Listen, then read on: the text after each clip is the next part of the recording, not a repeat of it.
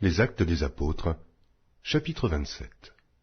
Lorsqu'il fut décidé que nous nous embarquerions pour l'Italie, on remit Paul et quelques autres prisonniers à un centenier de la cohorte Auguste, nommé Julius.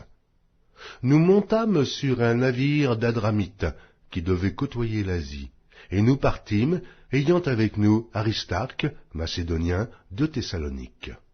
Le jour suivant, nous abordâmes à Sidon, et Julius, qui traitait Paul avec bienveillance, lui permit d'aller chez ses amis et de recevoir leurs soins. Partis de là, nous longeâmes l'île de Chypre, parce que les vents étaient contraires. Après avoir traversé la mer qui baigne la Cilicie et la Pamphylie, nous arrivâmes à Myra, en Lycie.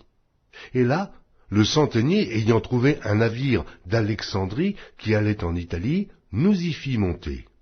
Pendant plusieurs jours nous naviguâmes lentement, et ce ne fut pas sans difficulté que nous atteignîmes la hauteur de Snide, où le vent ne nous permit pas d'aborder. Nous passâmes au-dessous de l'île de Crète, du côté de Salmone. Nous la côtoyâmes avec peine, et nous arrivâmes à un lieu nommé Beauport, près duquel était la ville de Lasée. Un temps assez long s'était écoulé, et la navigation devenait dangereuse, car l'époque, même du jeûne, était déjà passée. C'est pourquoi Paul avertit les autres en disant « Ô hommes, je vois que la navigation ne se fera pas sans péril et sans beaucoup de dommages, non seulement pour la cargaison et pour le navire, mais encore pour nos personnes. » Le centenier écouta le pilote et le patron du navire plutôt que les paroles de Paul. Et comme le port n'était pas bon pour hiverner, la plupart furent d'avis de le quitter pour tâcher d'atteindre Phénix, port de Crète, qui regarde le sud-ouest et le nord-ouest afin d'y passer l'hiver. Un léger vent du sud vint à souffler et, se croyant maîtres de leur dessein, ils levèrent l'ancre et côtoyèrent de près l'île de Crète.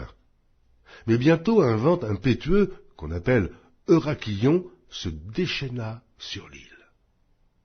Le navire fut entraîné sans pouvoir lutter contre le vent, et nous nous laissâmes aller à la dérive. Nous passâmes au-dessous d'une petite île nommée Clauda, et nous eûmes de la peine à nous rendre maîtres de la chaloupe.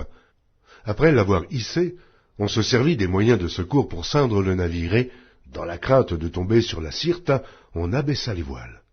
C'est ainsi qu'on se laissa emporter par le vent. Comme nous étions violemment battus par la tempête, le lendemain, on jeta la cargaison à la mer, et le troisième jour, nous y lançâmes de nos propres mains les agrès du navire. Le soleil et les étoiles ne parurent pas pendant plusieurs jours, et la tempête était si forte que nous perdîmes enfin toute espérance de nous sauver. On n'avait pas mangé depuis longtemps. Alors Paul, se tenant au milieu d'eux, leur dit « Ô hommes, il fallait m'écouter, et ne pas partir de Crète, afin d'éviter ce péril et ce dommage. Maintenant je vous exhorte à prendre courage, car aucun de vous ne périra, et il n'y aura de perte que celle du navire. Un ange de Dieu à qui j'appartiens et que je sers m'est apparu cette nuit, et m'a dit, « Paul, ne crains point. Il faut que tu comparaisses devant César, et voici, Dieu t'a donné tous ceux qui naviguent avec toi.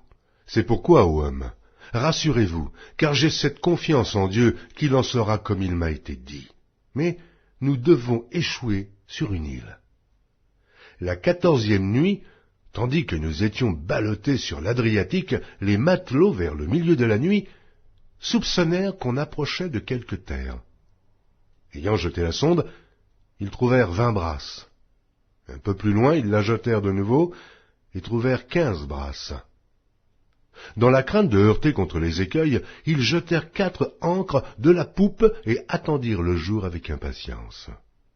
Mais, comme les matelots cherchaient à s'échapper du navire et mettaient la chaloupe à la mer sous prétexte de jeter les ancres de la proue, Paul dit aux centeniers et aux soldats, « Si ces hommes ne restent pas dans le navire, vous ne pouvez être sauvés. » Alors les soldats coupèrent les cordes de la chaloupe et la laissèrent tomber. Avant que le jour parût, Paul exhorta tout le monde à prendre de la nourriture, disant « C'est aujourd'hui le 14e jour que vous êtes dans l'attente et que vous persistez à vous abstenir de manger. Je vous invite donc à prendre de la nourriture, car cela est nécessaire pour votre salut. et il ne se perdra pas un cheveu de la tête d'aucun de vous. » Ayant ainsi parlé, il prit du pain, et, après avoir rendu grâce à Dieu devant tous, il le rompit, et se mit à manger. Et tous, reprenant courage, mangèrent aussi. Nous étions dans le navire 276 personnes en tout. Quand ils eurent mangé suffisamment, ils allégèrent le navire en jetant le blé à la mer. Lorsque le jour fut venu, ils ne reconnurent point la terre, mais, ayant aperçu un golfe avec une plage, ils résolurent d'y pousser le navire s'ils le pouvaient. Ils délièrent les ancres pour les laisser aller dans la mer, et ils relâchèrent en même temps les attaches des gouvernails. Puis ils mirent au vent la voile d'Artimon, et se dirigèrent vers le rivage. Mais ils rencontrèrent une langue de terre, où ils firent échouer le navire. Et la prousse étant engagée, resta immobile, tandis que la poupe se brisait par la violence des vagues. Les soldats furent d'avis de tuer les prisonniers, de peur que quelqu'un d'eux ne s'échappât à la nage. Mais le centenier, qui voulait sauver Paul, les empêcha d'exécuter ce dessein.